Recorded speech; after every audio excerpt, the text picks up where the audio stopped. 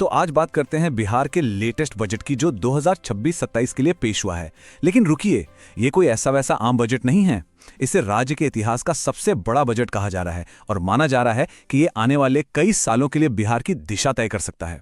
तो आइए जरा गहराई से समझते हैं कि इसमें क्या खास है। तो सवाल उठता है ना कि आखिर ये बजट बिहार को ले कहां जाना चाहता है? क्या है इसका रोड मैप, इसकी स्ट्रैटेजी क्या है?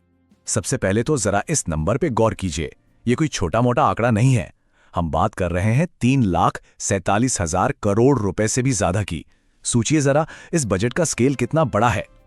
और हाँ, इस नंबर का मतलब समझने के लिए ये जानना जरूरी है कि जब 3 फरवरी 2026 को वित्त मंत्री विजेंद्र प्रसाद यादव ने इसे पेश किया तो उन्होंने खुद कहा कि ये है बिहार के इतिहास का अब तक का सबसे बड़ा बजट।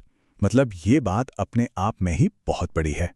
तो सवाल ये उठता है कि इतना सारा पैसा आखिर जा कहां रहा है। आइए देखते हैं कि वो कौन से 4 पिलर्स हैं जिन पर ये पूरा बजट टिका हुआ है। तो देखिए, सरकार ने 4 मेन एरियाज पर फोकस किया है। पहला है एजुकेशन, क्योंकि यही तो भविष्य की नींव है। दूसरा, महिला सशक्तिकरण, ताकि आधी आबादी भी तरक्की में बराबर के हिस्सेदार हों। तीसरा और बहुत जरूरी, युवाओं के लिए जॉब्स क्रिएट करना। और चौथा है एग्रीकल्चर, जो कि राज्य की इकोनॉमी की रीढ़ है। यही वो 4 प्रायोरिटीज हैं जो इस पूरे बजट को गाइड कर रही हैं। चलिए अब जरा देखते हैं कि पैसा सबसे ज्यादा कहां लग रहा है। तो चलिए बात करते हैं सबसे बड़े हिस्से की, और वो है एजुकेशन और जॉब्स। और हाँ, ये दोनों एक दूसरे से सीधे सीधे जुड़े हैं। ये एक तरह से ह्यूमन कैपिटल में एक बहुत बड़ा इन्वेस्टमेंट है।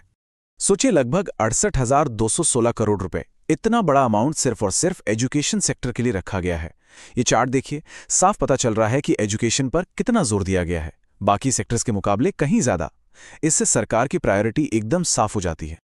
लेकिन रुकिए, इतने पैसे का मतलब सिर्फ नई नई बिल्डिंग्स या स्कूल बनाना नहीं है। नहीं, इसके पीछे एक बहुत बड़ा, बहुत ही एम्बिशियस टारगेट है। और वो टारगेट क्या है? वो है ये नंबर, 1 करोड़। जी हां, सरकार का प्लान है कि अपने 7 निश्चित 3 प्रोग्राम के अंडर 2030 तक 1 करोड़ नई जॉब्स क्रिएट की जाएं। तो अब समझ में आया, एजुकेशन में ये सारा इन्वेस्टमेंट असल में उस बड़े इकोनॉमिक गोल को पूरा करने का एक जरिया है। तो एजुकेशन और जॉब्स की बात तो हो गई। अब आते हैं बजट के दूसरे बड़े पिलर पर, और वो है हमारा एग्रीकल्चर सेक्टर, जो बिहार की इकोनॉमी की रीढ़ है। और यहां किसानों के लिए एक बहुत बड़ी और नई स्कीम लाई गई है। इसका नाम है जननायक कर्पूरी ठाकुर किसान सम्मान निधि। सीधे सीधे कहें तो इसका मकसद है किसानों को डायरेक्ट फाइनेंशियल हेल्प देना, ताकि उनकी इनकम बढ़े और खेती किसानी को और मजबूती मिले। तो ठीक है, एजुकेशन हो गया, एग्रीकल्चर हो गया, पर इन सब योजनाओं का, इन सारे निवेशों का आखिर बड़ा मकसद क्या है? बिग पिक्चर क्या है? अब जरा पूरे स्टेट के फाइनेंशियल फ्यूचर पे नजर डालते हैं। और इन सब कोशिशों का जो निचोड़ है वो इस एक नंबर में दिखता है, 14.9%।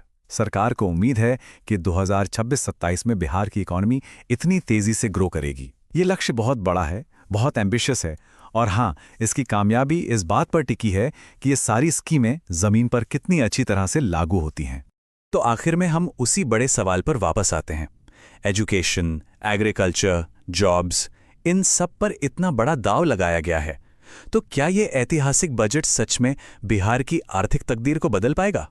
खैर, इसका जवाब तो आने वाला वक्त ही बताएगा। पर एक बात तो पक्की है, एक नई दिशा तय हो चुकी है।